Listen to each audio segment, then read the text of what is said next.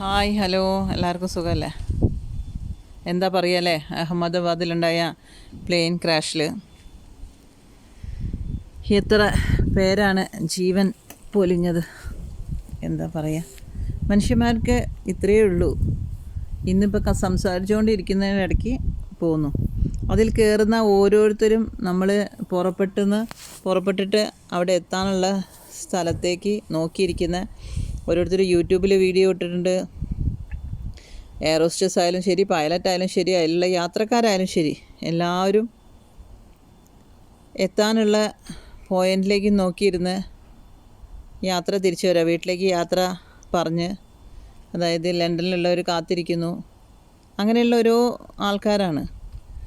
പക്ഷെ അവരൊക്കെ ഫ്ലൈറ്റ് കയറുമ്പോഴും കൂടെ ആലോചിക്കുന്നില്ല, കഴിഞ്ഞു, അവരെ ഇത് ലാസ്റ്റ് ചിരിയാണ് അല്ലെങ്കിൽ ലാസ്റ്റ് ആണ് എന്ന് ആലോചിക്കുന്നില്ല.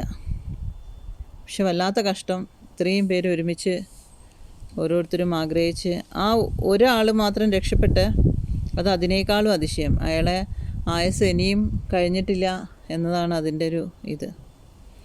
അപ്പം നമ്മുടെ ആയുർരേഖ കഴിഞ്ഞു കഴിഞ്ഞാൽ എവിടെ ഇരുന്നാലും നമ്മൾ പോകുന്നുള്ളത്. അതിൽ 2 പേര് ക്യാൻസലാക്കി, ഒരാൾ ലേറ്റായി. എന്തോ മനുഷ്യൻ്റെ അവസ്ഥ ഇത്രയേ ഉള്ളൂ. പക്ഷെ ആ മനുഷ്യൻ്റെ അവസ്ഥ, നമ്മൾ തന്നെ ജനിക്കുന്നു, തന്നെ പോകണം. പക്ഷെ നമ്മൾ ആ ഇതിൻ്റെ കൂടെ തന്നെ നമ്മൾ എന്തൊക്കെ ചെയ്യുന്നു അല്ലേ? ദേഷ്യം, വൈരാഗ്യം, ശത്രുത, എന്തൊക്കെയോ നമ്മൾ ചെയ്യുന്നു. അതിൻ്റെ ഇടയ്ക്ക് നമ്മൾ 1000 ശത്രുത, വൈരാഗ്യം, ദേഷ്യം എല്ലാം കൊണ്ട് പുലർത്തി പോന്നു. എന്തിനാണെന്ന് അറിയില്ല. ഇന്ന് കണ്ടവരെ നാളെ കാണില്ല. കണ്ടങ്ങിരിക്കും ജനങ്ങളെ, കണ്ടില്ലെന്ന് വരുത്തുന്നതും ഭവാൻ. എന്തോ എനിക്ക് എന്താ പറയേണ്ടതെന്ന് അറിയില്ല. കാരണം ഈ ഫ്ലൈറ്റ് യാത്ര എന്ന് പറയുന്നത് എനിക്കൊരു പെത്തറ്റിക് ആയിട്ടുള്ളൊരു യാത്രയാണ്. ഇത്രയും നേരം ഫ്ലൈറ്റിലിരിക്കുക ഭയങ്കര ഒരു ദുസ്സാഹസമായ ഒരു യാത്രയാണ് എനിക്ക് ഫ്ലൈറ്റ് യാത്ര. അപ്പോൾ ഒന്നും കൂടെ പേടിയായി. മരണത്തിനോടുള്ള പേടിയല്ല, പക്ഷെ ആ ഇരുത്തവും യാത്രയും മുകളിലേക്ക് അങ്ങോട്ട് പറക്കുമ്പം ആകാശത്ത് എന്ത് സംഭവിക്കുന്നതെന്ന് അറിയാത്തൊരു. എൻ്റെ ഒരു അഭിപ്രായത്തിൽ ആരോടും ശത്രുതയും വൈരാഗ്യവും കാണിക്കാണ്ട് ഫോർഗീവ് ചെയ്യാനും മറക്കാനും ക്ഷമിക്കാനും പഠിക്കുക എന്നുള്ളതാണ് എൻ്റെ ഒരു കാഴ്ചപ്പാട്. കാരണം എൻ്റെ ശത്രുവിനോട് പോലും ഞാനൊരു സ്നേഹത്തോടെ പെരുമാറാൻ ശ്രമിക്കാറുള്ളൂ, എനിക്ക് കഴിയുന്നതും. എന്നെ ഹേർട്ട് ചെയ്തവരോ പോലും ഞാൻ സ്നേഹിച്ചിട്ടേ ഉള്ളൂ. വേദനിപ്പിക്കാറും അല്ലെങ്കിൽ ദേഷ്യം കൊണ്ട് നടക്കാൻ എനിക്ക് പറ്റാറില്ല. അതാണ്. അപ്പം ഈ ഒരു ആക്സിഡൻ്റ് ഉണ്ടല്ലോ, പിന്നെയും ഒന്നും കൂടെ എന്നെ ഇതാക്കി. കാരണം ഭയങ്കര വല്ലാത്തൊരു ആക്സിഡൻ്റ് ആയിപ്പോയി അത്. നമ്മൾ കുറേ ആക്സിഡൻറ്റും കാര്യങ്ങളൊക്കെ കണ്ടിട്ടുണ്ട്. വീട്ടിൽ മാള് കാത്തിരിക്കുന്നു, അമ്മ കാത്തിരിക്കുന്നു. ആ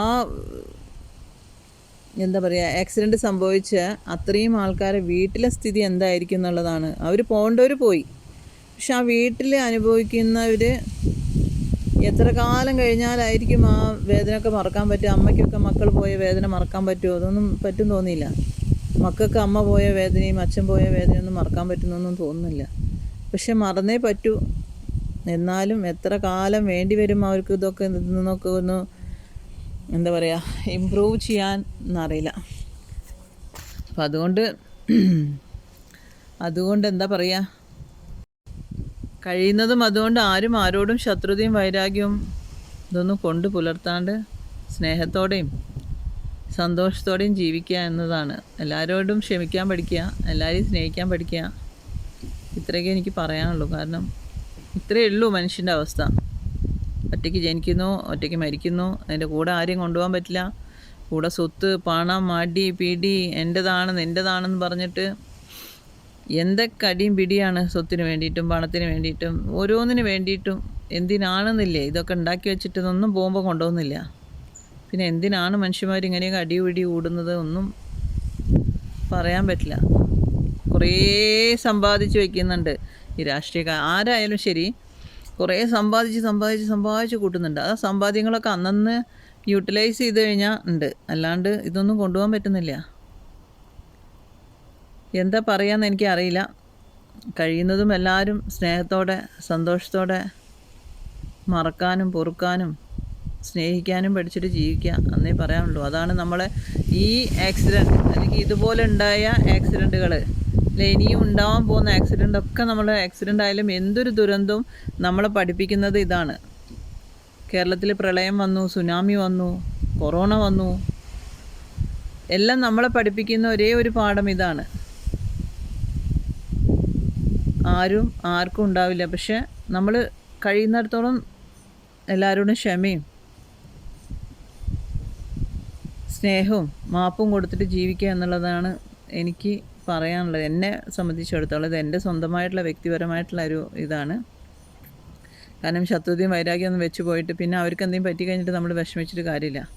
ജീവിച്ചിരിക്കുമ്പം ആൾക്കാരെ സന്തോഷിപ്പിക്കുക, ജീവിച്ചിരിക്കുമ്പം നമ്മളൊന്നും ആർക്കും ഒന്നും ചെയ്യാതെ, ഈ പേരൻസിനെ ആണെങ്കിലും ആൾക്കാർ നോക്കാണ്ട് ഇതിനൊക്കെ അവിടെ കൊണ്ട്, പിന്നെ മരിച്ചു കഴിഞ്ഞിട്ട് കുറേ ശാരദം അത് ഇത് മറ്റേത് അന്നദാനം അങ്ങനെ പറഞ്ഞ് ചെയ്തിട്ട് കാര്യമില്ല. അന്നദാനം ചെയ്യേണ്ടത് തന്നെ നമ്മൾ അന്നം കിട്ടാത്തവർക്ക് വേണ്ടിയിട്ടാണ്. അല്ലാണ്ട് വേറെ കുറേ ഭക്ഷണം കഴിക്കുന്നത് എനിക്ക് വീട്ടിൽ ചോറുണ്ടാക്കാൻ മൂടില്ല എന്ന് ഞാൻ പോയി അമ്പലത്തിൽ പോയി കഴിക്കട്ടെ എന്നൊരു അന്നദാനത്തിന് യാതൊരു പ്രസക്തിയില്ല. ഈ അന്നദാനം എന്നൊക്കെ പറയുന്നത് അന്നം കിട്ടാൻ വയ്യാത്ത എത്രയോ ആൾക്കാരുണ്ട്, അവർക്ക് കൊടുക്കൂ, അതിലാണൊരു പ്രസക്തി ഉള്ളത്. ഇത് എനിക്ക് വീട്ടിൽ നിന്നൊരു പണിയെടുക്കാൻ മൂടില്ല എന്ന് പറഞ്ഞിട്ട് ഞാൻ ഈ അമ്പലങ്ങളിലും അല്ലെങ്കിൽ വേറെ എവിടെയെങ്കിലുമൊക്കെ പോയിട്ട് അന്നദാനം കഴിച്ചിട്ട് അതിനെന്താ ഒരു കാര്യം? എനിവേ, ഞാൻ എൻ്റെ സ്വന്തമായിട്ടുള്ളൊരു കാഴ്ചപ്പാട് പറഞ്ഞു എന്നേ ഉള്ളൂ. അപ്പം എല്ലാവർക്കും വേണ്ടി ജീവിക്കുക, കഴിയുന്നത്ര നമ്മൾ ഹെൽപ്പ് ചെയ്യുക, കഴിയുന്നത്ര ആരെയും ഹേർട്ട് ചെയ്യാണ്ട് ഇരിക്കുക,